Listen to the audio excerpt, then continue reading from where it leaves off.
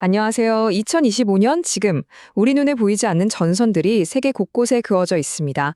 오늘은 기술, 경제, 정치를 넘나드는 네 가지 거대한 싸움이 어떻게 우리의 미래를 조용히 하지만 아주 근본적으로 바꾸고 있는지 한번 파헤쳐 보겠습니다. 한번 상상해 보세요. 오늘날 가장 중요한 전쟁이 총이나 미사일이 아니라 컴퓨터 코드, 세금 정책, 그리고 정상들의 악수 같은 걸로 벌어지고 있다면요.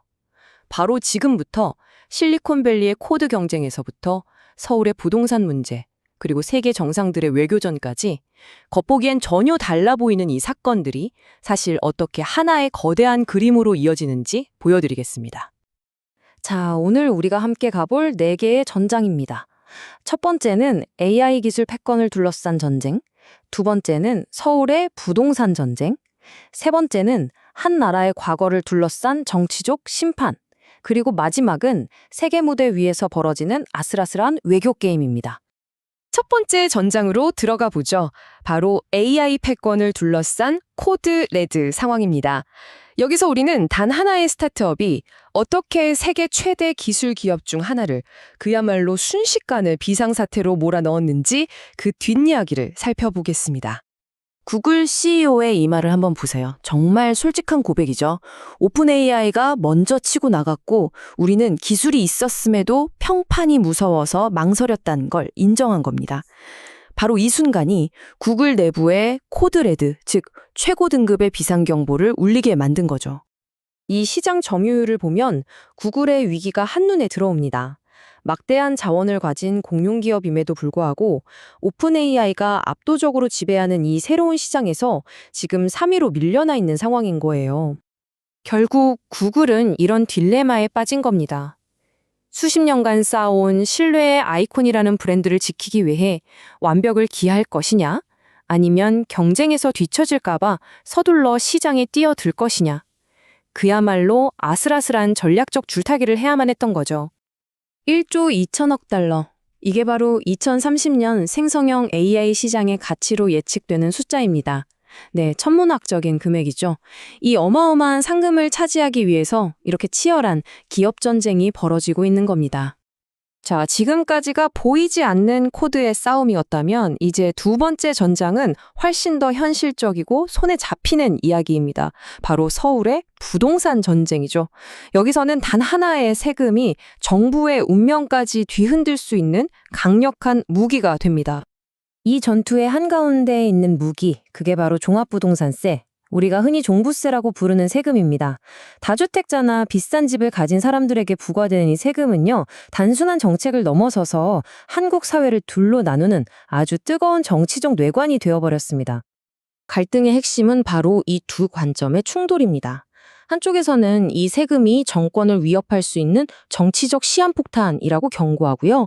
다른 한쪽에서는 아니, 이건 불평등을 바로잡기 위한 경제적 정의의 도구라고 주장합니다. 여러분은 어느 쪽이 더 설득력 있다고 생각하시나요?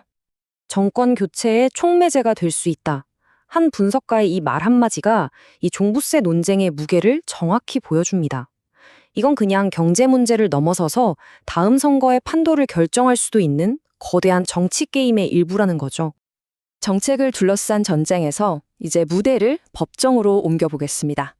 세 번째 전장은 한 국가의 과거를 심판대에 올리는 정치적 심판입니다. 권력의 가장 높은 곳에 있던 인물들이 지금 자신들의 과거 행동에 대한 책임을 묻고 있는 현장이죠. 이 사건은 갑자기 터진 게 아닙니다. 이 타임라인을 한번 보세요.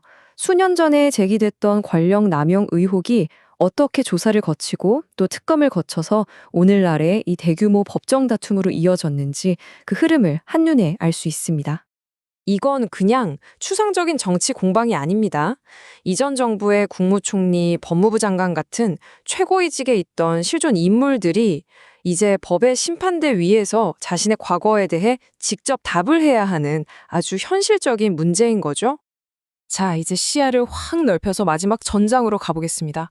에이펙 정상회담을 배경으로 세계 최강대국 지도자들이 서로의 속내를 읽으면서 팽팽한 외교 체스 게임을 벌이고 있는 곳입니다. 이 정상회담을 관통하는 가장 큰 질문은 바로 이거였습니다. 세계 경제 1, 2위 대국인 미국과 중국이 과연 여기서 극적으로 휴전에 합의할 것인가, 아니면 전면적인 무역 전쟁으로 치달을 것인가. 정말 일촉즉발의 상황이었어요.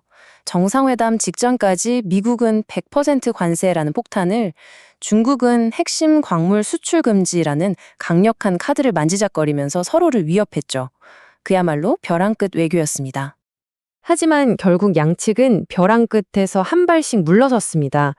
이 장면이야말로 판돈이 정말 큰 외교 협상에서 어떻게 일시적이지만 결정적인 휴전이 만들어지는지를 보여주는 아주 극적인 순간이었죠. 그런데 이 외교전의 변수는 미중 관계만 있는 게 아닙니다. 북한과의 만남 가능성도 제기됐는데요. 전문가들은 만약 이 만남이 성사된다면 그건 단순히 만나는 것 이상의 의미, 즉 북한을 사실상 핵보유국으로 인정하는 엄청난 상징적 의미를 갖게 될 거라고 분석합니다. 자, 이제 이 네 가지 전장을 하나로 묶어볼 시간입니다. 우리는 먼저 눈에 보이지 않는 코드와 데이터로 싸우는 AI 혁신 전쟁을 목격했습니다. 그리고 서울에서는 부동산 세금이라는 아주 현실적인 문제를 둘러싼 치열한 국내 갈등을, 또 법정에서는 과거 권력을 심판하는 정치적 싸움을, 마지막으로 세계 무대에서는 강대국들의 미묘하고 아슬아슬한 외교 체스 게임을 지켜봤습니다. 이 네 가지 전투는 전혀 다른 곳에서 전혀 다른 방식으로 벌어지고 있는 것처럼 보이지만 사실 공통점이 있습니다. 바로 기존의 질서가 흔들리고 새로운 규칙이 쓰이고 있다는 점이죠. 이것들은 그냥 지나가는 뉴스 헤드라인이 아닙니다. 2025년 우리의 미래를 결정짓고 있는 활발한 전선들입니다. 이제 마지막으로 여러분께 묻고 싶습니다. 이 거대한 변화의 소용돌이 속에서 과연 어떤 싸움이 결국 우리의 내일을 결정하게 될까요?